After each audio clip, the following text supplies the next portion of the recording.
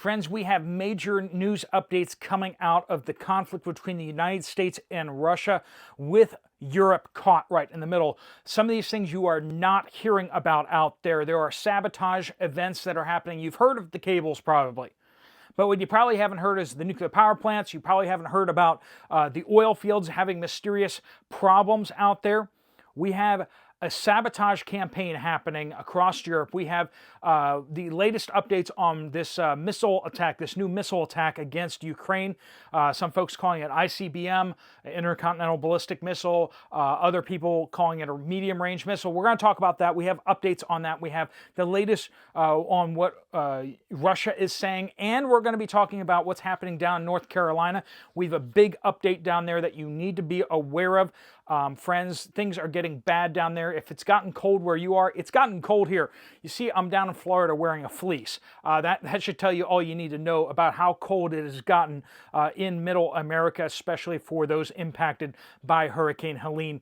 Let's jump right into it. Welcome to the Poplar Report. I'm Steve Poplar. I'm an accountant by trade, and we're covering things on this channel that the mainstream media is not covering.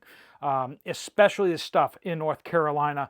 It is heartbreaking what's happening to our fellow Americans or for other fellow Westerners, right? If you're not in the United States. But we also have this stuff happening over in Europe that no one's covering. It's big, big news.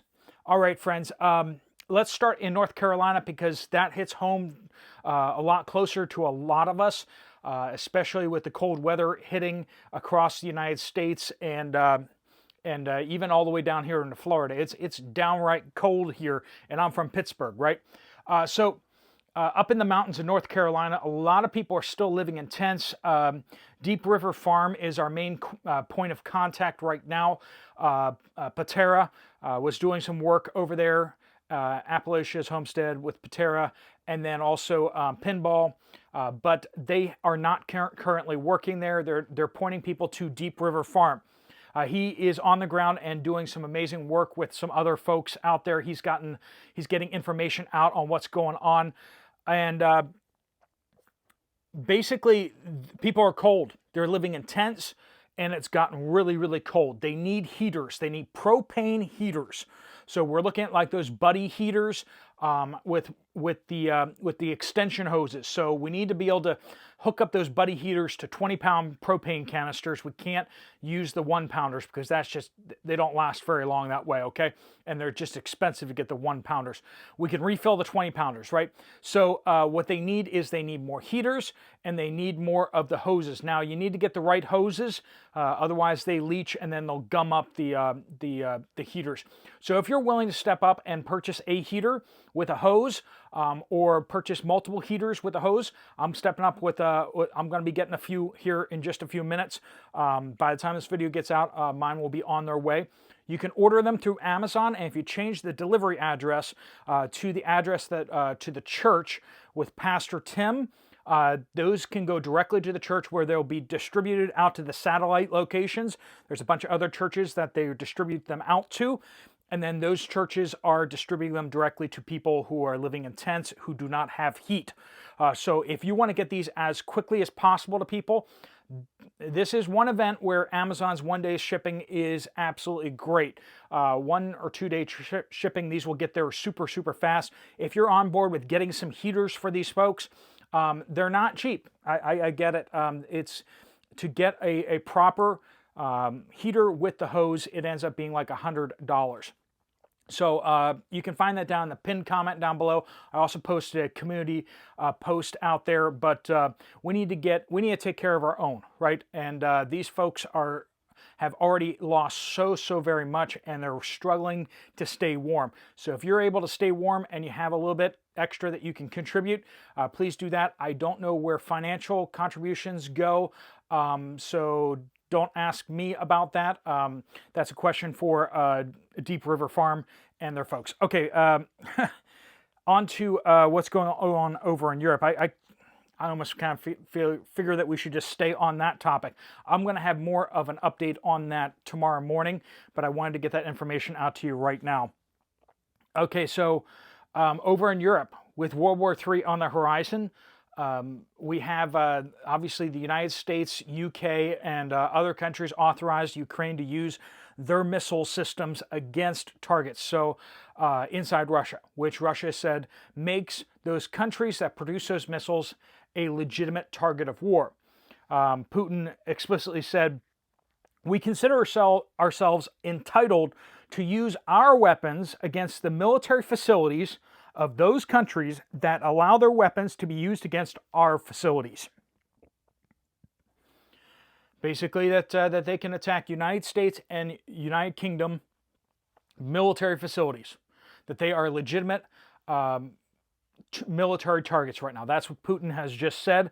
Now you can be like, I don't believe him. I don't think anything he says is worth anything. I think he's just bluffing. Okay, well, I'm just telling you what he said. And you can decide whether or not you think this is legitimate or not. Now, in response, or partially in response, they launched a larger than normal, some people said initially an intercontinental ballistic missile, because Ukraine said that. And then later on we hear from the United States that it wasn't an intercontinental ballistic missile. We then hear from Russia that it's not, it's a new missile. But let's just say it's a modified intercontinental ballistic missile. The YARS missile is a MIRV capable, so it has like multiple individual reentry vehicles for multiple warheads on it. Intercontinental ballistic missile. Basically, you take the third stage off, and boom, you now have what they're calling an Oreshnik missile, which is their medium range missile. So it doesn't have the third stage on it, so it can't go quite as far, but it's able to carry a much heavier payload, more missiles, more munitions on top of the thing. So it's able to hit with a much harder thump. This thing is not super accurate. It lands generally within 100 meters of its target.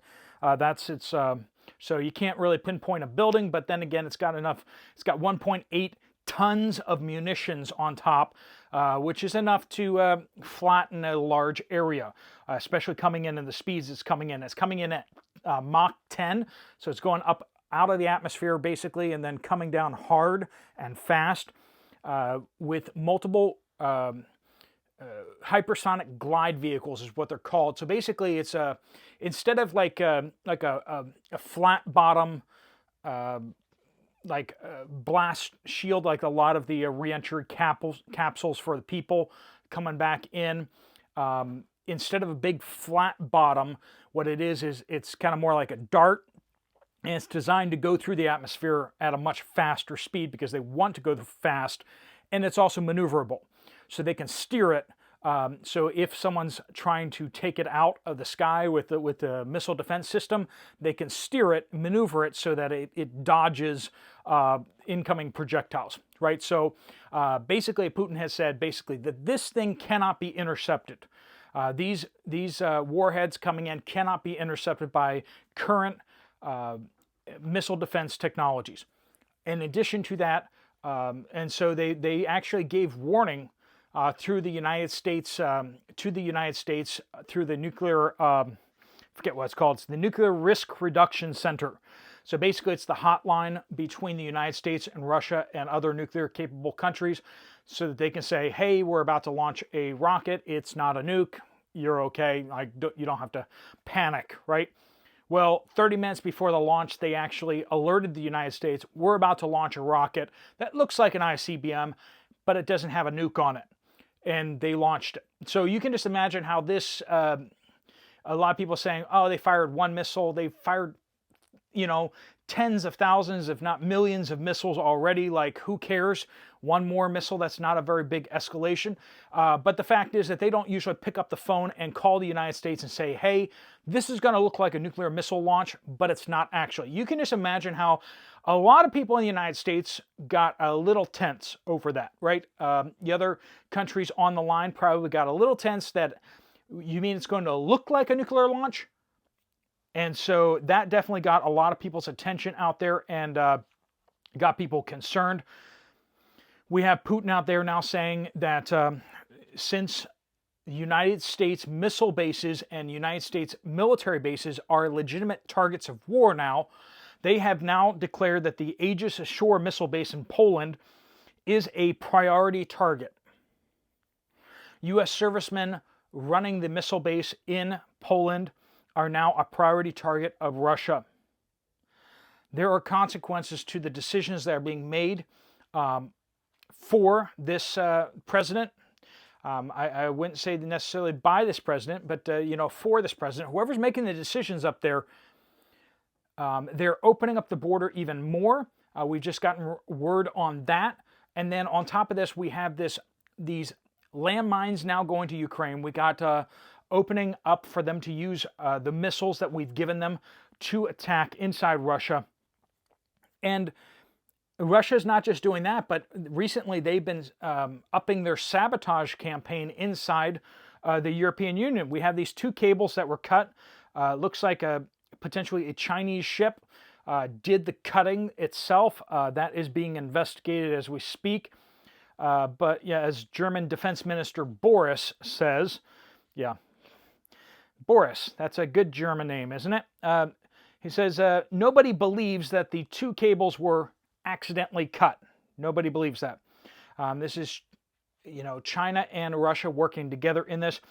I was a little slow in reporting on the missile launch because it didn't make sense.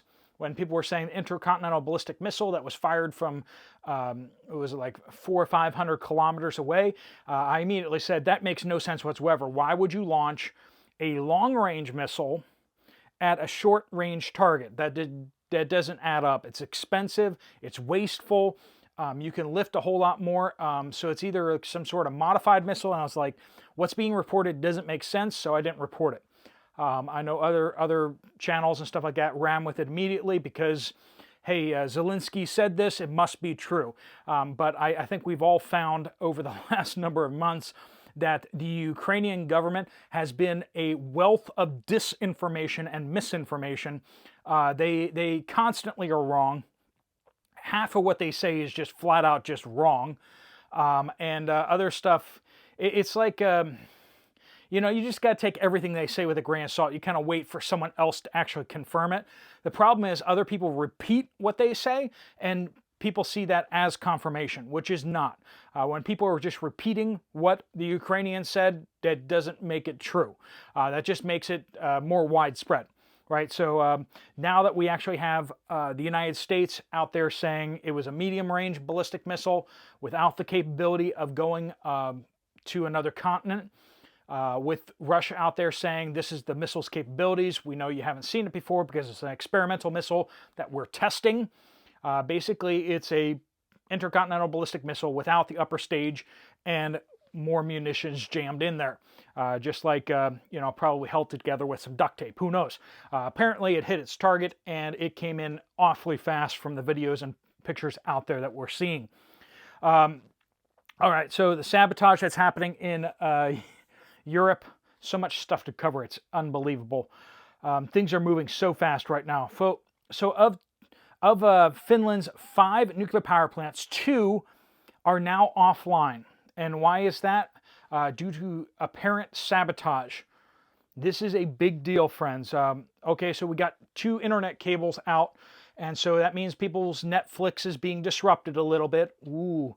But when their nuclear power plants go offline, because of cyber attacks and physical attacks on the infrastructure, that's a serious escalation. Now, no one's been able to tie it back to the Russians or anything like that, but we do have other saboteurs being caught. We have not just the nuclear power plants, but a major Norwegian oil field had to be shut down due to loss of power, due to power lines going out. And the thing is that doesn't usually happen. They're redundant, and it's looking like that could be a potential act of sabotage there too. We've had multiple fires at German weapons facilities making missiles and such. In the last 6 to 12 months, we've had multiple fires. We've had fires in the Scranton plant inside the United States making artillery shells for Ukraine. We had the artillery shell factory inside the UK caught fire spontaneously. It looks like there is this campaign of hybrid warfare going on against the West. And while we have just catastrophic damage done by Hurricane Helene in North Carolina, and I get it if you're in that immediate area, like World War III over the horizon happening somewhere else, and even nuclear war, you kind of look, how can this get much worse? If you're working with the folks that have been impacted by that. But for a lot of folks who are not immediately in that, World War III is a very serious threat looming on the horizon. So we do want to cover all of those things here. I know some of you kind of like, we don't need to talk about that stuff happening so much as we need to talk about what's happening continuing in North Carolina, because it's severe. But we need to talk about both. We need to talk about both. If you can help folks down in North Carolina, I know a lot of you guys have sent a lot of things already. They are looking for brand new propane heaters. So buddy heaters. Now, for some of you who might say, well, I thought we weren't supposed to buy buddy heaters. Well, that was correct for a moment, and then we heard back from the company, Mr. Heater, that makes the buddy heaters, and their initial response to some of the inquests from Patera was that they had already had a team on the ground doing stuff in the area, so they were just focusing on their efforts. They weren't focusing on other people's efforts necessarily, but they then were able to get some over to her for distribution as well. They are heavily involved in the response in North Carolina already, but we need to get them to the right places in other parts there too. So they are a great company. They've already done a lot for the folks in North Carolina. So they are, if you're going to buy a heater, they're a good one to get it from. Mr. Buddy Heater, make sure you get the, you need it like at least a 10-foot extension hose, and it needs to be the right kind of hose. It needs to actually be so that it doesn't leach oil into the hose line, because it will gum up the heaters, and that happens a lot. So you either need an oil filter, or if you buy the correct hose, you don't need the filter. So if you buy the Mr. Buddy Heater hose, you don't need the filter. If you want to get a cheaper hose somewhere else, you need to make sure you get a filter. But I don't know that everyone on the ground there is going to be aware of that. So it's probably better to get the good hoses, just to make sure that that they don't separate the filters from the hoses, and then somebody gets a junky hose and it clogs up their heater, because then you just have to buy a new heater. I don't know that you can clean them, so or maybe you can. I don't know the answer to that, but let's just avoid that altogether. Make sure we get the right stuff to these folks. Like I said, it's like $75 I'm seeing price wise for a buddy heater, and then it's about $30 to get the correct hose. So that that gets there, so that's about 105 or something like that. I have it down in the posted comments down below. If we hear that they need different things, we will let you know about that too. But I know Patera and the Appalachia's Homestead crowd has jumped on getting a bunch sent over, but they need as many as they can, as quickly as they can, because it's getting downright cold. All right, friends. Let's help people who are struggling and in trouble right now, but also be preparing for a hard winter ahead ourselves. Because as the folks over in Russia are saying, we may have nuclear war for all of us before Christmas. All right, friends, if you want to check out another video from this channel, there's one right up here. I'll see you over there, or I'll see you guys later. Steve Poplar of the Poplar Report, out.